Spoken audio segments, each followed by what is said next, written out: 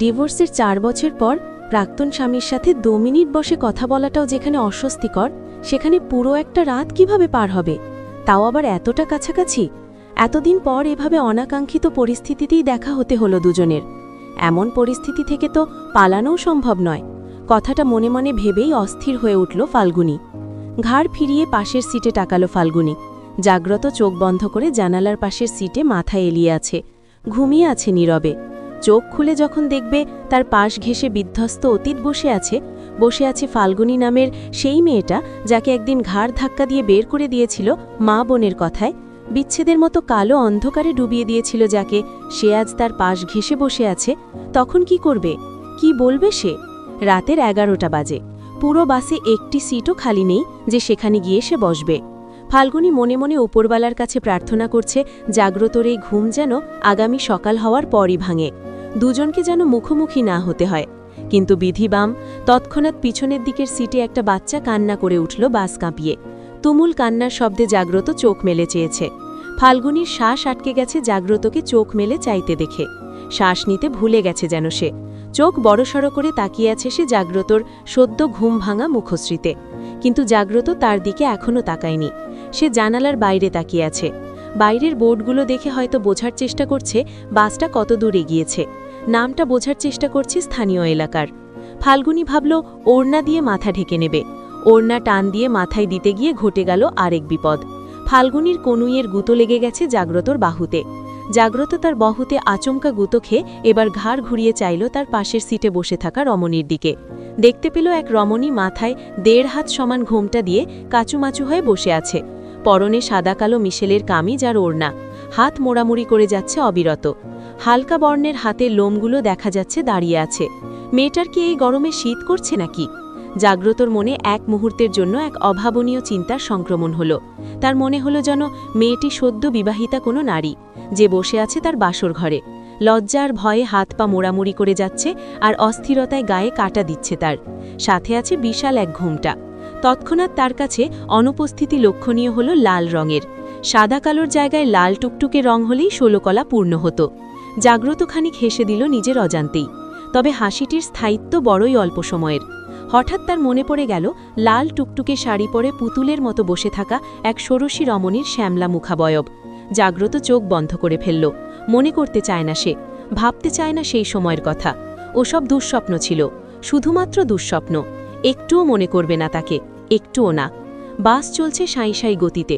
মাঝে মধ্যে বিকট হর্নের আওয়াজ ভেঙে দিচ্ছে নীরবতার দেয়াল। ফাল্গুনীর চোখে ঘুম নেই এক রত্তি। গত ১ ঘণ্টা যাবৎ ঘুমটা দিয়ে বসে আছে সে চুপচাপ, যেন ঘুমে সে মহা অচেতন। এ ঘুম যেন ভাঙার নয় কোনো ঝাঁকুনি বা হর্নের প্রহারে। জাগ্রত জেগে আছে, কানে ইয়ারফোন গুজে মাথা এলিয়ে রেখেছে। দৃষ্টি তার বাইরের দিকে। মাঝে মাঝে জোনাকির মতো আলোর বহর চোখে পড়ছে তার, কোথাও ঝাঁকে ঝাঁকে, কোথাও বিচ্ছিন্নভাবে। বরিশালের গৌরনদী বাস কাউন্টার থেকে বাসে উঠেছে ফাল্গুনী। বাসে ওঠার পর তাড়াতাড়ি বাস ছেড়ে দিচ্ছিল। ২টি লাগেজ ও একটি ব্যাগ বক্সে রাখতে গিয়ে সময় নষ্ট হয়েছে বেশ কিছুটা। তাই তাড়াহুড়ো করে সিট খোঁজে বসে পড়েছে বিনা খেয়ালে। যদিও এটুকু খেয়াল ছিল পাশের সিটে একজন পুরুষ মানুষ বসে আছে, আর টিকিট কাউন্টারের লোকটাও বলেছিল সিট শেয়ারিং করতে হবে একজন পুরুষ মানুষের সাথে, নয়তো ২ দিন পর টিকিট বুক করতে হবে। কিন্তু বাড়ি ফেরাটা অতীব জরুরি হওয়ায় মেনে নিতে হয়েছে। একদিন দেরি করাও সম্ভব নয় তার। বাসে ওঠার পর বসার সিটটি আরামদায়ক অবস্থায় সমন্বয় করে সুস্থির হতেই তার খেয়াল হয় পাশে বসা পুরুষ মানুষটি কোনো অজ্ঞাত কেউ নয়। মানুষটি তার প্রাক্তন বলাই যায়, বিচ্ছেদ তো বিচ্ছেদই। হয়তো আগের কোনো কাউন্টার থেকে বাসে উঠেছে, তাই ঘুমিয়েছিল এতক্ষণ। জাগ্রতর হঠাৎ খেয়াল হলো পাশের সিটে বসা মেয়েটি যেন নিষ্পিস করছে, কেমন মোড়ামুড়ি করছে। জাগ্রত ভালো করে চেয়ে দেখল, বোঝার চেষ্টা করল বিষয়টি। একে তো অচেনা একটি মেয়ে, তার উপর আবার এত বড় একটা ঘুমটা দিয়ে রেখেছে। কিছু জিজ্ঞেস করতেও সংকোচ হচ্ছে। মেয়েটার অস্বাভাবিক নড়াচড়া বেড়েই চলেছে। মানবিকতার খাতিরে জাগ্রত না পেরে জিজ্ঞেস করেই বসল, আপনার কি কোনো সমস্যা হচ্ছে? অসুস্থ বোধ করছেন? পানি খাবেন? ফাল্গুনী জবাব দিল না। তার পেটের ভেতর ভীষণ কষ্ট হচ্ছে। গলা বেয়ে উঠে আসছে যেন পেটের নাড়ি ভুড়ি সব। কোনোভাবেই ঠিক হয়ে বসতে পারছে না। গত আধ ঘণ্টা যাবৎ এই ভয়টাই সে পাচ্ছিল। আসার সময় বমির ট্যাবলেটটা খেয়ে আসা হয়নি মনের ভুলে, তাই এই অবস্থা। যে কোনো সময় বমি হয়ে যাবে। এবার কি হবে? জাগ্রত তো জানালার পাশে বসে আছে, তাকে সরতে বলতে গেলেও তো কথা বলতে হবে। গলার আওয়াজ যদি চিনে ফেলে তাহলে তো মহাবিপদ। জাগ্রত তার জবাব পেল না, খানিক বিরক্ত হলো তাতে। ভাবল মুখ ফুটে বললে কি সমস্যা বেড়ে যাবে নাকি, কিন্তু মেয়েটির এমন অস্বাভাবিক নড়াচড়া দেখে ঠিক থাকতে পারল না। কিছু একটা ভাবল, তারপর বলল, আপনার বমি পাচ্ছে? তাহলে আপনি আমার সিটে এসে বসুন, আমি আপনার সিটে যাচ্ছি। আর এই নিন পানির বোতল, ধরুন। জাগ্রত তার কথা শেষ করে উঠতে পারেনি, তার আগেই হুমড়ি খেয়ে পড়েছে ফাল্গুনী তার ওপরে। জানালাটা খোলাই ছিল, ফাল্গুনী নিয়ন্ত্রণ করে উঠতে পারেনি, গলা বেয়ে উঠে এসেছে। তাই গা বাঁচাতে জাগ্রতর ওপর দিয়ে গিয়ে জানালার বাইরে মাথা রেখে বমি করে দিয়েছে। মাথায় এখন ঘোমটা তো দূর, ওড়নাটা তার কাঁধেও ছেড়ে দিয়েছে, এক কাঁধে ঝুলে আছে কোনো মতে। জাগ্রত চোখ মুখ খিচে কোনো মতে বসে আছে, রাগে মাথা দপদপ করছে, যেন আগুন জ্বলছে মাথায় দাও দাও করে। মেয়েটার কি সাহস, এভাবে একটা পরপুরুষের গায়ে লেপ্টে দাঁড়িয়ে তারপর বমি করছে। এমনভাবে আছে যে ওপাশে সরেও বসতে পারবে না সে। এতক্ষণ তো একেবারে প্যাকেট হয়ে বসেছিল, যেন মুখ দেখালেও পাপ হয়ে যাবে। আর এখন যখন থেকে সমস্যা মনে হচ্ছিল, তখন জানালার পাশের সিটে এসে বসলেই হতো। তাকে একবার সিট পরিবর্তনের জন্য অনুরোধ করলে কি সে মানা করত নাকি? এখন আবার বমি করে তার গা মাখালেই হলো। ফাল্গুনী বমি করে ক্লান্ত হয়ে গেছে, হাতে আছে জাগ্রতর দেওয়া পানির বোতল। জানালার বাইরে মুখ রেখেই মুখটা ধুয়ে কুলকুচি করে নিল। এবার বেশ ভালো লাগছে। রাস্তার কিনারের দিকে সিট হওয়ায় বাইরে মাথা বের করতে সুবিধে হয়েছে। এপাশে কোনো গাড়ি চলাচল করছে না, নয়তো বিপদ হতো। মাথা ভেতরে আনতে গিয়ে ফাল্গুনীর টনক নড়ল। কি করেছে এতক্ষণ, আর এখনই বা মাথা ভেতরে করে তার মুখোমুখি কি করে হবে? এভাবে থাকতে থাকতে তো কোমরটাও ধরে এসেছে। কতক্ষণ মানুষটার গায়ের ওপর দিয়ে থাকবে এভাবে? মানুষটা যে তাকে জানালা দিয়ে ছুঁড়ে না মেরেছে তাই তো কপাল। জাগ্রত বুঝতে পারছে অজানা মেয়েটির বমি এখন বন্ধ হয়েছে, এমনকি হাত মুখও ধুয়ে নিয়েছে। কিন্তু বুঝতে পারছে না মেয়েটি এখনও সোজা হয়ে নিজের সিটে গিয়ে বসছে কেন। জোর করে শক্তি খাটিয়ে আরও বমি করতে চাইছে নাকি জানালার বাইরে মাথা বের করে নিজেকে কোনো হিরোইন ভেবে নাকে মুখে বাতাস লাগিয়ে চুল উড়ানোর ধান্দা করছে। ইচ্ছে করছে টেনে হিচড়ে জায়গা মতো বসিয়ে দিতে। জাগ্রত ইতস্তত হয়ে ডেকে উঠল, খানিক কাঠিন্যে বলে উঠল, এই যে শুনছেন, আপনি কি দয়া করে নিজের জায়গায় বসবেন প্লিজ? আর নয়তো একটু কষ্ট করে সিট থেকে বেরিয়ে ওপাশে সরে দাগান। আমি বেরোচ্ছি, তারপর আপনি জানালার পাশে বসে পড়ুন, আমি আপনার সিটে বসছি, তবু সরুন প্লিজ। ফাল্গুনীর এবার মাঝ সমুদ্রে হাবুডুবু খাওয়ার জোগাড়। এবার কি করবে? জাগ্রতর নজর এড়িয়ে কি করে বসবে সিটে? কোমরটাও তো এভাবে থাকতে সায় দিচ্ছে না, মনে হচ্ছে যেন হাড়গুলো সব আলাদা হয়ে যাচ্ছে। তাহলে কি সেই ফেলে আসা অতীতের সম্মুখীন এভাবেই হতে হবে? আর কোনো উপায়ও তো নেই। লোকটার মুখোমুখি হওয়ার চাইতে তো জানালা দিয়ে লাফানোর অপশনটা বেশি করে টানছে। জাগ্রতর বিরক্তি আর ফাল্গুনীর ভয়ের পর্দা ভেদ করে হঠাৎ উদয় হলো এক অনাকাঙ্ক্ষিত ঘটনা। বাসটি ডান দিকে মোড় নিতে গিয়ে একটি বাইকের সম্মুখীন হতে হতে বেঁচে গেছে। সামান্য ব্যাধে অ্যাক্সিডেন্ট হওয়া থেকে বেঁচে গেছে বাইকটি। এতে সম্পূর্ণ দোষ ছিল বাইক চালকের, তাই তাড়াতাড়ি বাইক নিয়ে কেটে পড়েছে সে। বাস চালকও থেমে না থেকে চলতে শুরু করেছে তীব্র গতিতে। এই বাস আর বাইক একে অপরের মুখোমুখি না হলেও মুখোমুখি হয়েছে অন্য দুজন। বাসের ঝোঁক সামলাতে না পেরে ফাল্গুনী তার নিয়ন্ত্রণ হারিয়েছে, আষ্টপৃষ্ঠে জায়গা করে নিয়েছে জাগ্রতর কোলে। জাগ্রত আষ্টপৃষ্ঠে জড়িয়ে আছে ফাল্গুনীকে। দুজনের দূরত্ব এখন বহু দূরে। বাসের ঝোঁক সামলাতে না পেরে ফাল্গুনী তার নিয়ন্ত্রণ হারিয়েছে, আষ্টেপৃষ্ঠে জায়গা করে নিয়েছে জাগ্রতর কোলে। জাগ্রতও আষ্টেপৃষ্ঠে জড়িয়ে আছে ফাল্গুনীকে। দূরত্ব এখন বহু দূরে। ফাল্গুনীর হৃদস্পন্দন বেড়ে গেছে। তার মনে হচ্ছে তার বুক পাজরে তীব্র গতিতে স্পন্দনকৃত হৃদয় বুঝি বেরিয়ে আসছে বুক চিরে। জাগ্রত অবিশ্বাস্য দৃষ্টিতে ফাল্গুনীকে দেখছে। চমকেছে এতটাই যে ফাল্গুনীকে প্রশ্নে উথালানো দৃষ্টি ফিরিয়ে দিতে ভুলে গেছে সে। ফাল্গুনী তাড়াহুড়ো করে উঠে পড়ে ধপ করে বসে যায় নিজের জন্য বরাদ্দকৃত সিটটিতে। জাগ্রত বুঝতে পারছে না তার প্রতিক্রিয়া এখন কেমন হওয়া উচিত। একজন অপরিচিত পর পুরুষের ন্যায় নজর সরিয়ে নেওয়া উচিত, নাকি মনের ভেতর বৃষ্টির পানির ন্যায় জমানো শত সহস্র প্রশ্ন আর অভিযোগের ধারা বহানো উচিত? সম্মোহনী রেখায় ভাঁজ হল জাগ্রত। মায়া মিশেল কণ্ঠে ডেকে উঠল, ফাগুন বলে।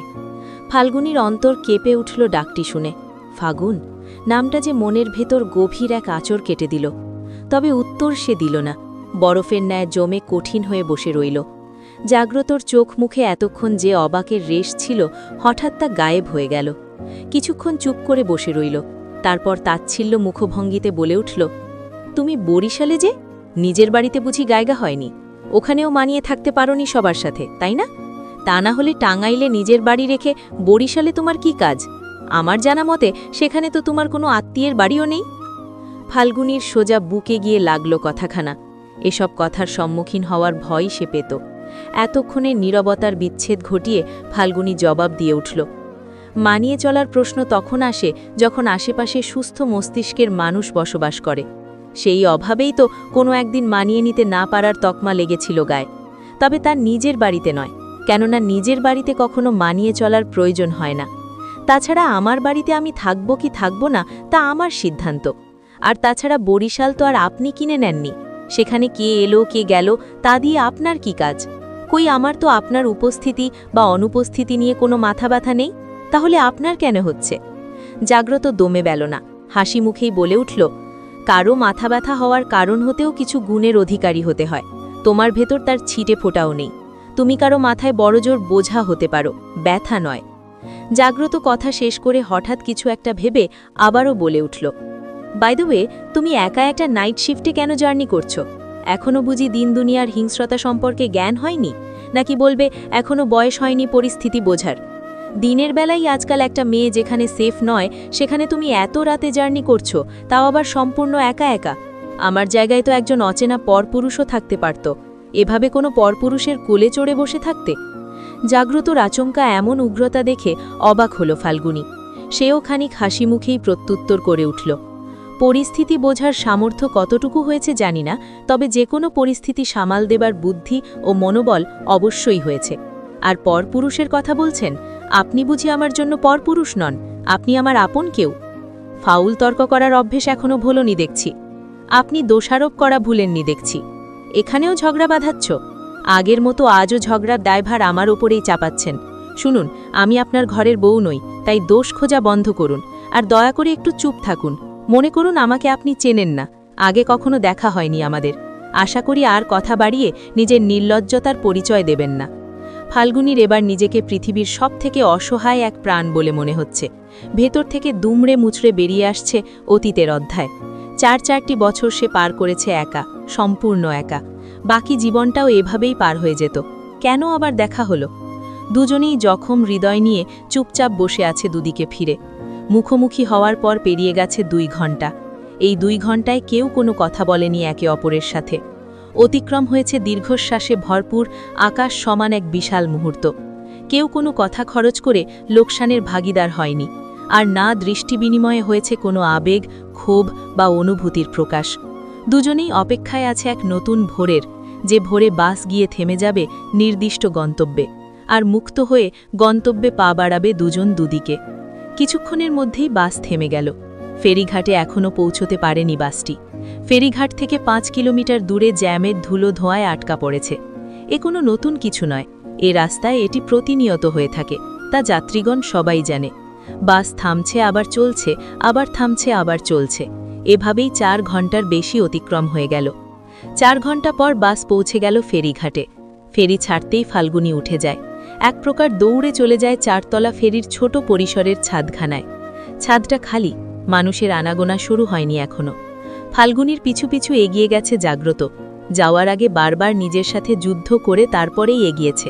মনটা যেন দুমুখ কালসাপ, দুদিকেই বিষ ছোবল মারে। মনের বিষ হজম করে সিদ্ধান্ত নিয়েছে সব প্রশ্নের উত্তর আজই চাইবে সে। আজও কেন এত ঘৃণা চোখ নিয়ে বেড়ায় মেয়েটা তার প্রতি, তার উত্তর চাইবে। দোষ কি তার একাই ছিল? সে বুঝি কোনো দোষ করেনি? তবু তার দৃষ্টিতে শুধু সে একাই কেন দোষী? জাগ্রত ছাদে পৌঁছে গিয়ে ফাল্গুনীর পিছন দাঁড়িয়েছে। ফাল্গুনী পিছু ফিরে দাঁড়িয়ে আছে, দেখতে পায়নি জাগ্রতকে। জাগ্রত কিছু বলবে এর মধ্যেই কয়েকজন যাত্রী উঠে আসে ছাদে। চারপাশে ঘুরে ঘুরে এদিক ওদিক ফিরে ছবি তুলতে থাকে তারা। জাগ্রত আর কিছু বলে উঠতে পারে না, নেমে যায় নিশ্চুপ হয়ে। বাস একবার ছাড়ুক, তারপর কথা বলবে সে। ফাল্গুনী এসেছিল কিছুক্ষণ একা থাকতে, কিন্তু এখন আর এখানে একা থাকা সম্ভব নয়, তাই সেও নেমে গেল। নিজে বাসের ভেতর প্রবেশ করল না তৎক্ষণাৎ, ফেরির এক কিনারায় দাঁড়িয়ে রইল রেলিং ঘেঁষে। ভাবছে এতটা পথ কি করে আজ অতিক্রম করবে সে। হঠাৎ ফাল্গুনীকে কেউ ডেকে উঠল নাম ধরে। ফাল্গুনী এদিক ওদিক নজর চালিয়ে তেমন কাউকেই খুঁজে পেল না। হঠাৎ তার চোখ যায় দোতলায়, সেখানে কেউ হাত নাড়িয়ে যাচ্ছে। হাত নাড়ানো বন্ধ করে সেখান থেকে সরে এসে উঁচু সিঁড়ি বেয়ে নিচে নেমে আসে ছেলেটি। মানুষটিকে চিনতে পেরে ফাল্গুনী বিরক্ত হল, রাগ হলো নিজের কপালের ওপর। এমন অনাকাঙ্ক্ষিতভাবে আর কার কার সাথে দেখা হবে আজ রাতে? সোহাগ এখানে কেন? তার তো আগামীকাল যাওয়ার কথা। আরে ফাল্গুনি, আমি তো নিজের চোখকেও বিশ্বাস করতে পারছি না। সত্যি এটা তুমি তো? কি সোনায় বাঁধানো কপাল আমার বলো। স্বয়ং উপরওয়ালাও চান আমাদের দেখা হোক, তাই এত দূর চলে এসেও দেখা হয়ে গেল। পালাতে পারলে না তো? সোহাগের কথায় মহা বিরক্তিতে ছেয়ে গেলেও হাসি মুখে চেয়ে রইল শুধু ফাল্গুনি। প্রত্যুত্তর করল না। সোহাগ টুকটাক কথা বলতে শুরু করল। ফাল্গুনি হাসি বজায় রেখেই হু হা করে গেল। কথা বাড়ানোর মতো মন মানসিকতা তার এখন নেই। এদিকে জাগ্রত বাসের জানালায় বসে দেখে যাচ্ছিল ফাল্গুনিকে। অপেক্ষা করছিল ফেরি পার হয়ে বাস ছেড়ে দেওয়ার। বাসে বসে কথা এড়িয়ে আর যাবে কই? হঠাৎ ফাল্গুনির পাশে একটা ছেলে দেখে অবাক নজরে চেয়ে রইল। সবথেকে বেশি অবাক হল ফাল্গুনিকে এত হেসে হেসে কথা বলতে দেখে। হাসি যেন সরছেই না মুখ থেকে। জাগ্রত সিট থেকে উঠে দাঁড়ালো। ধপাধাপ নেমে গেল বাস থেকে। বসে থাকতে পারল না চুপচাপ। নেমে গিয়ে ফাল্গুনি যেদিকে দাঁড়িয়ে আছে সেদিকটায় পা বাড়ালো। মনের মিলন গল্পের প্রথম পাঠ এই পর্যন্ত। সবাইকে অসংখ্য ধন্যবাদ।